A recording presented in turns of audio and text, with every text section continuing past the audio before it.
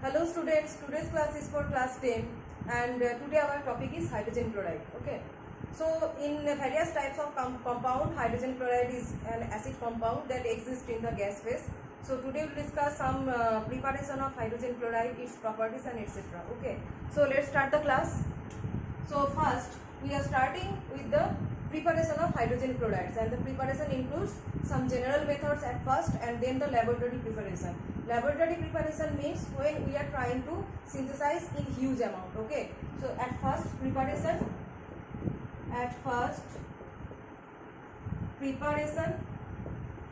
and the preparation includes general methods. Okay, in this general method, first one is by the direct combination of hydrogen and chlorine, okay, in presence of sunlight. In presence of sunlight, this is the direct combination of hydrogen and chlorine. Direct combination.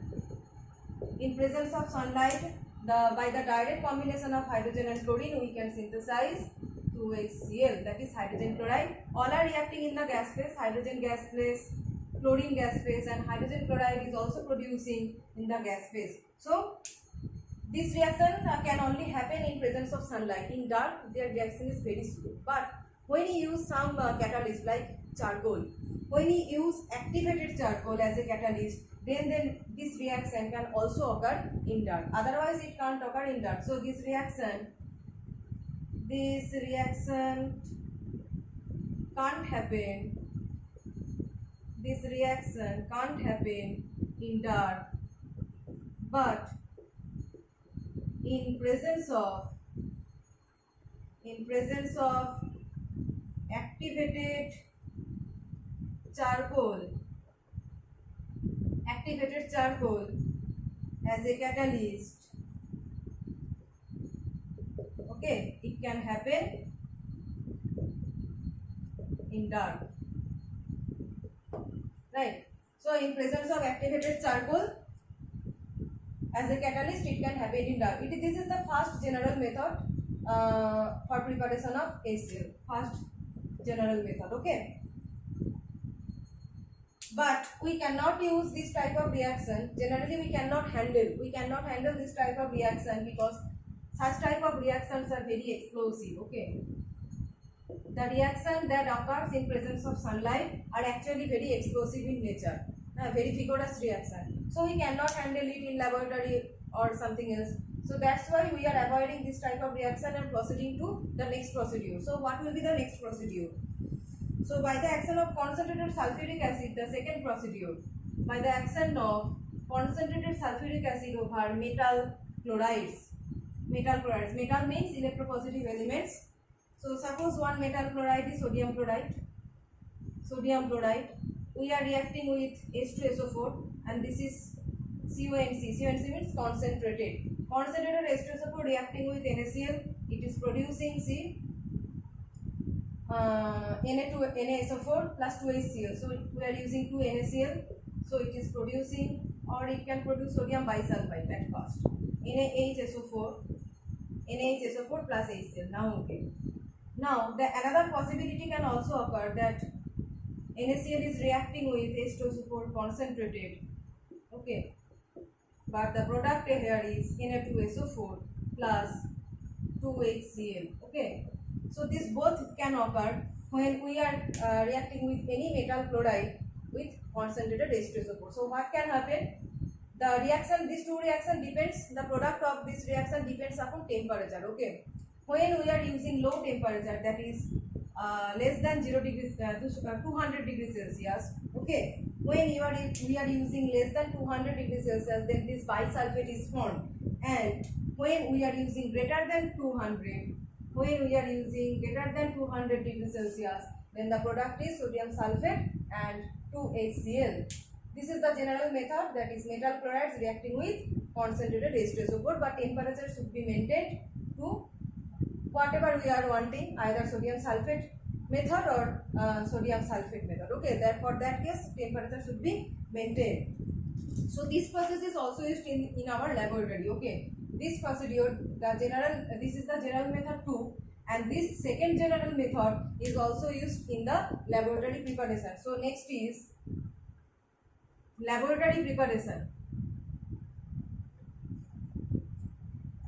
Next is laboratory preparation. Okay, next is laboratory preparation. So in laboratory we are also using the second method, and we are actually utilizing the first method, that is NaCl plus H2SO4, giving at less than 200 degrees Celsius, giving sodium bisulfate plus HCl. Now what will be the apparatus? In that apparatus, here concentrated H2SO4 is taken. Actually here some sodium chloride solution is taken. At first we are taking NaCl, that is sodium chloride solution. Now with a thistle funnel, okay, thistle funnel looks like this. We are pouring concentrated H2SO4. We are pouring concentrated H2SO4 by this thistle funnel, and it is going in the NaCl solution. Okay, it is going in the NaCl solution. Now when concentrated H2SO4 goes in this NaCl solution, HCl gas is liberating, and that liberated HCl gas is passing through a concentrated H2SO4 solution again. The liberated HCl, this liberated HCl gas is passing through this. Here some concentrated H2SO4 is taken, concentrated H2SO4, and then it is going outside to a vessel. We are taking a vessel, and after that, after passing through this H2SO4 solution, it is collected here. Okay, it is collected here. Collected, but what? This is dry HCl. So when by the reaction of concentrated H2SO4 and NaCl solution, when at this phase HCl gas is producing, this is not dry. Okay, some moisture is there. So to dehydrate it, concentrated H2SO4 acts as very good dehydrating agent. It is a very good dehydrating agent. So the moisture present in the HCl gas that is liberated here, we are passing this HCl gas, moistened HCl gas, to this concentrated H2SO4 solution. When passing through this concentrated H2SO4 solution, the concentrated H2SO4 absorbs the moisture within the HCl gas, and after that I have written that is dry HCl. Dry HCl gas we are collecting here. So why concentrated H2SO4 is used here? To dry the HCl gas. Okay, so produced. So this is the whole laboratory preparation. This is the whole setup. Okay. Now there will be one question, that is for dehydrating agent, phosphorus pentoxide. Phosphorus pentoxide and calcium oxide also acts as very good dehydrating agent. So why we are only using concentrated H2SO4 instead of calcium oxide and phosphorus pentoxide? Or the question is, can we use also calcium oxide or phosphorus pentoxide instead of concentrated H2SO4? And the answer is definitely no. We cannot use concentrated phosphorus pentoxide or calcium oxide instead of concentrated H2SO4. And why? So the point is, we cannot use calcium oxide or P2O5. P2O5 means it is phosphorus pentoxide. Phosphorus pentoxide. Okay. So we cannot use calcium oxide or phosphorus pentoxide instead of H2SO4 as a dehydrating agent. Now why?